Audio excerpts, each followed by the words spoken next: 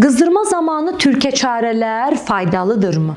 Belə ki, qızdırmanı düşürmək üçün istifadə olunan türkə çarə adıyla sirkə, spirtlə uşağın bədəninin silinməsi kimi metodlar, keçib piyi ilə uşağın bədəninin yağlanması metodları, uşağa isti məhlullar verərək onu çoxlu bastıraraq, üstünü örtərək tərlətməyə çalışılması metodları çox təhlükəlidir.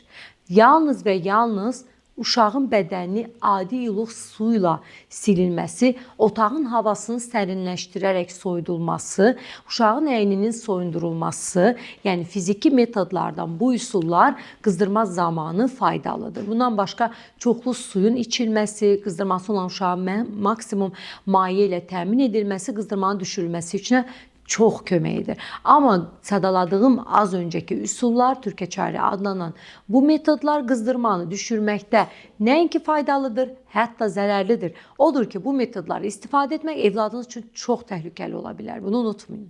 Mövzu haqqında ətraflı məlumat və əlaqə üçün 055 703 27 79 nömrəsi ilə əlaqə saxlaya bilərsiniz.